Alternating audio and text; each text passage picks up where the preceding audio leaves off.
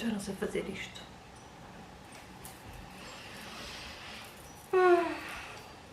Bora lá. Olá a todas e a todos, bem-vindos a mais um vídeo aqui no canal. Um vídeo que surge após uma longa ausência. Penso que o meu último vídeo foi publicado em setembro de 2018 e estamos em janeiro de 2021, no meio de uma pandemia que ninguém esperava. Em 2 anos a minha vida mudou e hoje estou de regresso ao YouTube. Esta semana regressei ao Instagram e por isso quero trazer outro tipo de conteúdos aqui para o canal, não só de limpeza, porque nem só de limpeza vive uma dona de casa. Somos mulheres, somos mães e hoje é o primeiro vídeo do canal após o meu regresso e vamos falar de hipermetropia. O meu filho tem hipermetropia. E agora?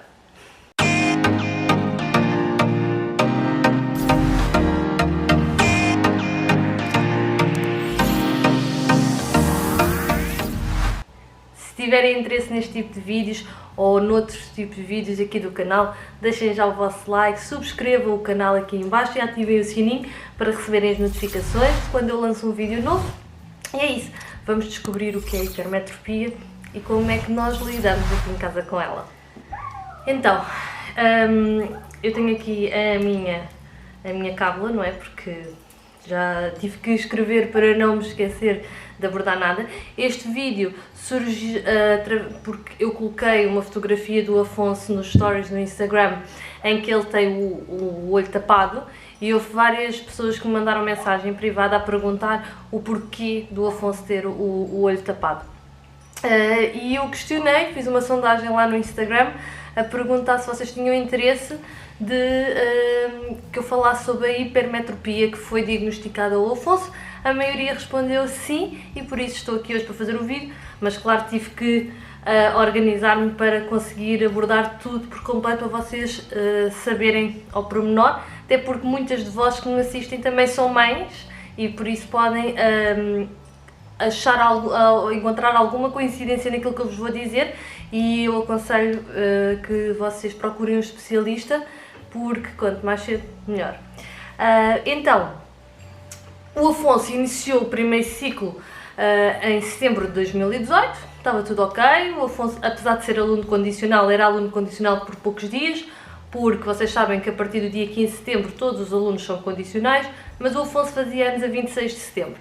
Nós vivemos numa aldeia e por isso havia vaga e o Afonso entrou no primeiro ano ainda com 5 anos. Passado 15 dias fez os 6 anos. Estava a correr lindamente, o processo de adaptação do Afonso à escola quase não houve porque a escola era a mesma, portanto ele só transitou da sala do pré-escolar para a sala do primeiro ano. O Afonso fazia bem os trabalhos de casa, estava a aprender a ler e a escrever com bastante facilidade, ele já lia.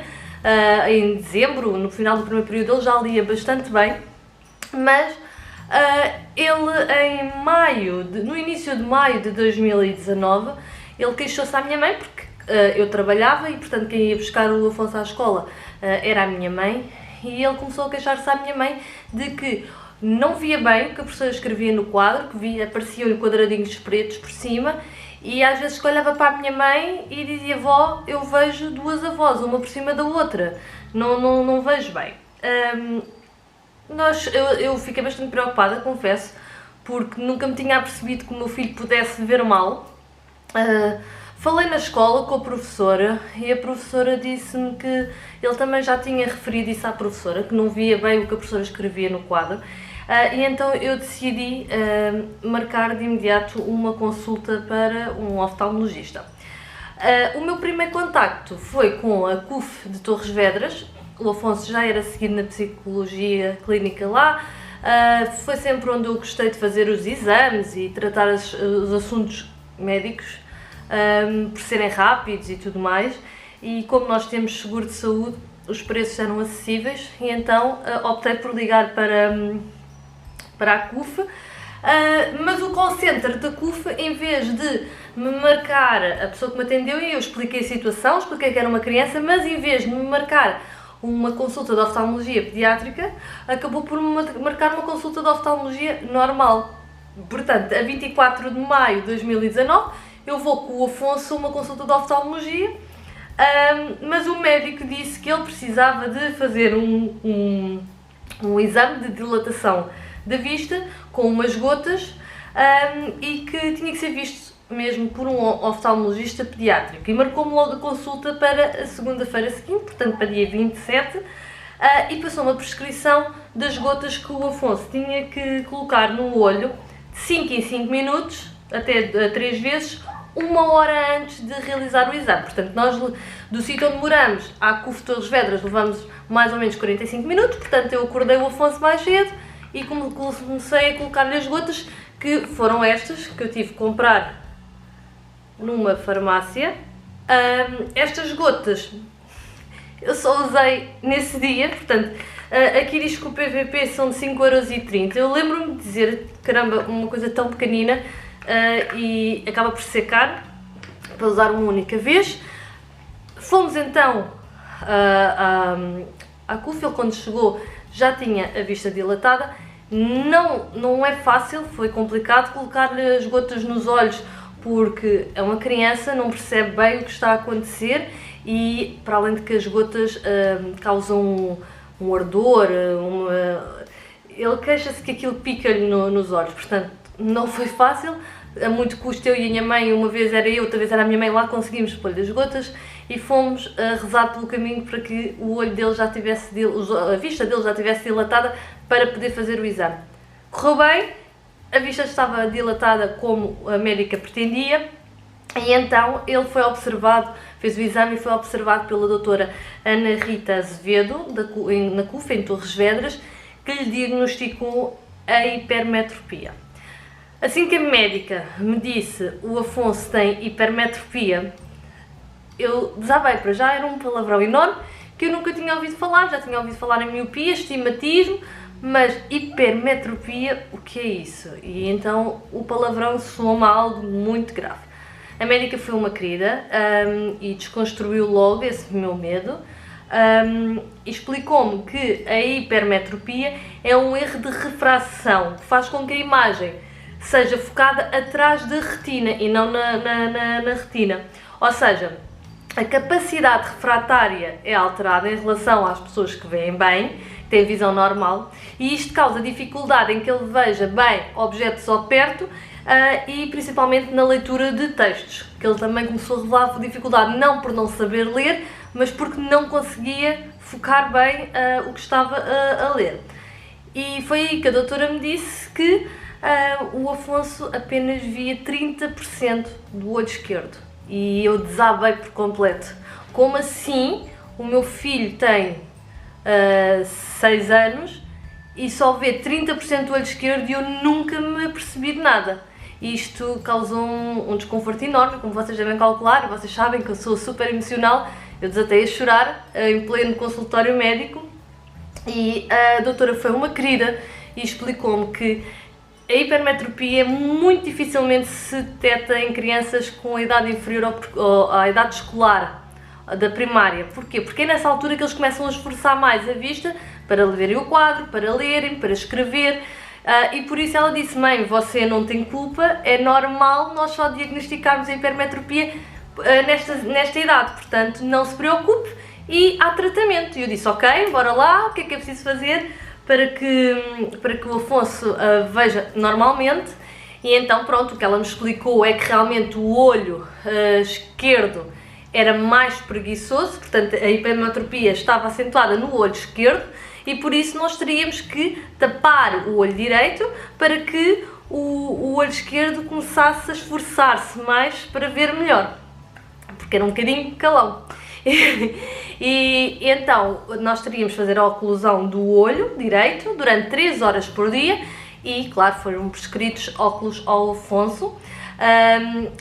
Depois aí começa a saga, porque a doutora tinha-nos dito que nós podíamos fazer a oclusão do olho do Afonso com pensos, que existem próprios, pensos oculares, ou uma ventosa que se coloca na lente do óculo e que faz a oclusão. Bem, mas é assim, eu quando fui comprar os óculos para o Afonso pedi para ver essa ventosa e aquilo é horrível. Já basta a criança ter que ir ficar com o olho tapado, e aquilo visualmente não era bonito. E eu comecei a pensar, ele vai ser gozado na escola, portanto isto vai dificultar todo o processo de recuperação da vista do Afonso. E então disse, não, eu não quero essa ventosa e vou optar então pelos pensos. Só que não foi fácil. Eu comprei vários tipos de pensos.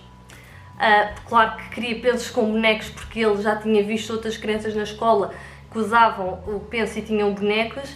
E eu comprei, a primeira marca não me recordo, não é? Eu sei que testei 3 marcas e as 3 marcas o Afonso fez alergia. Mas fez alergia ao ponto de esta zona ficar em carne viva. Foi horrível, eu tive que pôr-lhe uma pomada de cicatrizante porque o coitadinho não tinha culpa. Ele chorava cada vez que tinha que arrancar o penso e ele preferiu sempre ser ele a tirar o penso do que ser outra pessoa a tirar-lhe o penso. Portanto, foi muito difícil nós acertarmos no penso. Felizmente, à 4ª tentativa, acertámos. O Afonso usa estes, da Orthopat. Eu sei que este é o tamanho regular, como diz aqui, mas eu sei que eles têm um mini. Provavelmente o mini era mais indicado para o Afonso, mas eu como comprei estes, o regular, e resultaram tão bem, eu não quis experimentar mais. E estes são um bocadinho grandes, mas como ficam, olha aqui, fazem oclusão, como vocês podem ver na capa do vídeo, do olho completo, ele consegue tirar facilmente. Portanto, eles têm desenhos, eles são assim, esta parte fica junto ao nariz, portanto esta acompanha o olho todo. Pronto, tem vários desenhos, claro, o Afonso todos os dias escolhe o que quer levar. Não é uma coisa propriamente barata. Esta caixa traz 50 pensos, portanto não dá para 2 meses porque ele usa um penso por dia, portanto não dá para os 2 meses. Esta caixa traz 50 e custa 31, 32 euros, portanto não é propriamente barato, mas é necessário e por isso tem de ser, e o que tem de ser tem muita força. Quanto aos óculos, resultaram na perfeição. Eu pensei, o Afonso vai ser difícil habituar-se aos óculos, ele não vai querer pôr os óculos. O meu filho surpreendeu-me por completo. Ele não via mesmo, ele precisava dos óculos para ver. E então, assim que nós lhe colocámos os óculos, a frase que ele disse foi: mamãe, eu vejo tudo. E isto foi, para mim, foi mais uma vez uma surpresa, assim, mas como é que é possível o meu filho dizer-me isto? Eu pensava que o meu filho visse bem, mas o que é que se passa? Porque é que eu nunca me apercebi? Eu acho que ao longo da nossa jornada enquanto mães nós vamos crescendo e vamos aprender a ser mães, porque ser mãe não vem nos livros da escola, não vem em enciclopédias, nós vamos aprendendo a ser o melhor que conseguimos ao longo da vida. E eu tenho vindo a desconstruir ao longo destes 8 anos de vida do Afonso que eu não tenho que ser a mãe perfeita. Eu tenho que ser a melhor mãe que eu consiga ser. Portanto, aprendi a não me julgar tanto, principalmente neste último ano, um ano de pandemia, um ano complicado, mas eu aprendi que não me posso julgar tanto. Portanto, ok, o Afonso tem hipermetropia, ok, a doutora disse-me que só em idade escolar é que nós conseguimos diagnosticar a hipermetropia, ok, o Afonso está a ser seguido, o Afonso vai se tratar e vai correr tudo bem. Realmente ele adaptou os óculos como se fosse um membro do corpo dele, porque ele precisava mesmo deles e ele sentia-se bem com os óculos.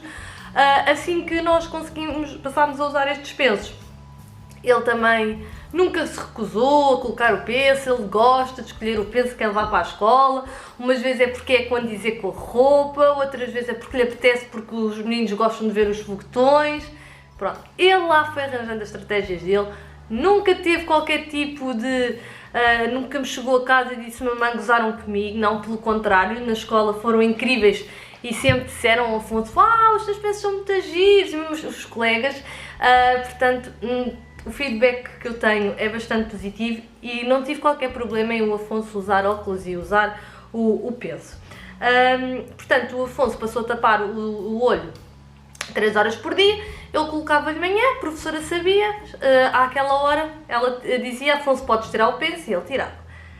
Nós voltámos a ter consulta em setembro, portanto, esta consulta foi em maio e ele voltou a ser reavaliado em setembro. Em setembro ele foi visto pela mesma médica e a médica disse que ele teria de aumentar o período de oclusão do olho porque não estava a evoluir o que ela pretendia. Portanto, o Afonso, em vez de fazer a oclusão durante 3 horas por dia, aumentou para 6 horas por dia. Claro que isto não foi fácil para mim enquanto mãe, muito menos para ele, não é? Porque ele disse, eu ia na esperança de que ela me dissesse assim: mãe, estamos a melhorar, é para continuar ou deixar de fazer a oclusão, e não foi isso que ela me disse. Portanto, isto para mim foi um choque e eu disse: ok, o meu filho não está a melhorar e vai ter que aumentar o número de horas por dia. Mas falei com o Afonso naturalmente, expliquei-lhe o porquê, que era para bem dele, e mais uma vez o meu filho surpreendeu-me e disse: ok, tem de ser, tem de ser. Então o Afonso passou, desde setembro de 2019, a usar o penso durante 6 horas por dia. Normalmente eu coloco-lhe às 8 da manhã, às 2 horas, quando ele entrava para a parte da tarde na escola, ele retirava o penso. Confesso que há dias em que a própria professora se esquece de dizer: Afonso, está na hora. Ou até mesmo eu em casa, tenho dias que me esqueço de dizer: Afonso, está na hora de tirar o penso, e às vezes ele está muito mais que as 6 horas, porque ele não lhe faz confusão nenhuma, habitua-se super bem e está tudo ok. Em janeiro de 2020, ele voltou então a ser avaliado pela doutora Ana Rita. Aí sim, tivemos um bom feedback e a doutora Rita disse-me que ele estava a melhorar, mas que ia manter a oclusão durante as 6 horas, visto que estava a fazer efeito. Informou também, não fui eu que fui a essa consulta, foi a minha mãe que foi com ele, e a doutora Ana Rita informou a minha mãe de que iria se ausentar da clínica por motivos pessoais e que por isso queria que o Afonso fosse visto em maio ou junho, porque aí teria que provavelmente mudar a graduação dos óculos. E então o que é que ela fez? Deu à minha mãe 2 nomes de médicas para que eu pudesse, em abril, marcar consulta por uma dessas médicas, para o Afonso ser visto então em maio ou junho. O que é que acontece? Em março de 2020, a pandemia chega a Portugal.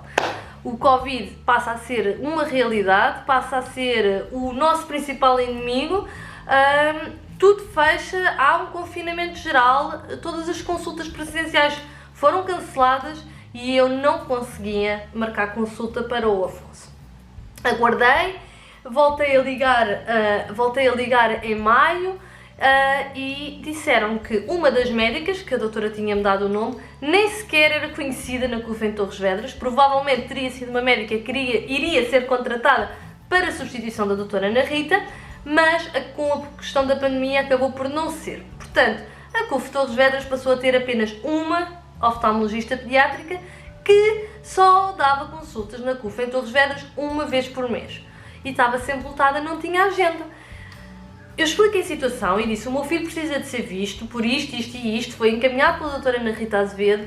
As senhoras do call center, todas as vezes que eu liguei, foram incríveis. Disseram que iam escrever um e-mail direto à médica em questão, que era para a médica depois telefonar-me e então arranjar uma vaga para ver o Afonso, mas isso nunca aconteceu. Passou o verão inteiro. Eu disse: ok, as coisas agora já estão mais calmas. Voltei a ligar, disseram-me que o e-mail já tinha sido enviado, que iam reforçar outra vez esse pedido, mas eu nunca obtive um feedback positivo.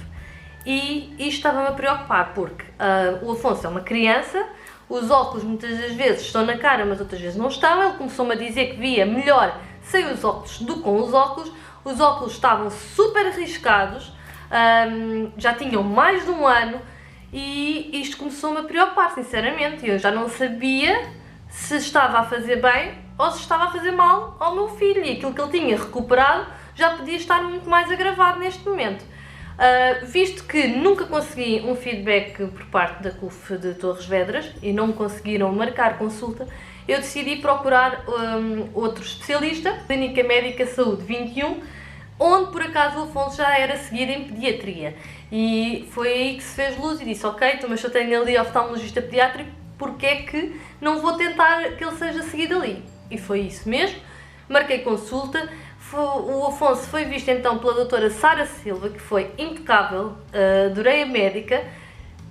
No dia da consulta, ela disse que tinha que fazer o exame de dilatação da vista. Eu pensei: ok, lá vou eu comprar outra vez as gotas, porque entretanto estas já tinha passado o prazo de validade, vou ter que comprar outras gotas. E a doutora disse: não, nós fazemos aqui o tratamento. Portanto, ela foi buscar as gotas, ela veio colocar à sala de espera ao Afonso, que apesar de não ter corrido tão bem, porque mais uma vez o Afonso queixava, mas eu acho que quando é colocado pelo médico, eles não têm tanta confiança como têm connosco, portanto acaba por correr um pouco melhor.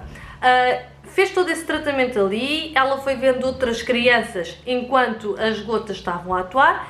Eu levei os óculos do Afonso, até para verem a graduação e tudo isso, o Afonso fez vários exames oftalmológicos nesse dia e pronto, a doutora Sara acabou por me dizer que efetivamente o Afonso tinha uma hipermetropia, mas que a graduação já não estava adequada ao Afonso, porque o Afonso já via daquele olho 60%. Portanto, o Afonso ao início, quando foi detectada a hipermetropia, ele via 30% do olho esquerdo e agora já vê 60% do olho esquerdo.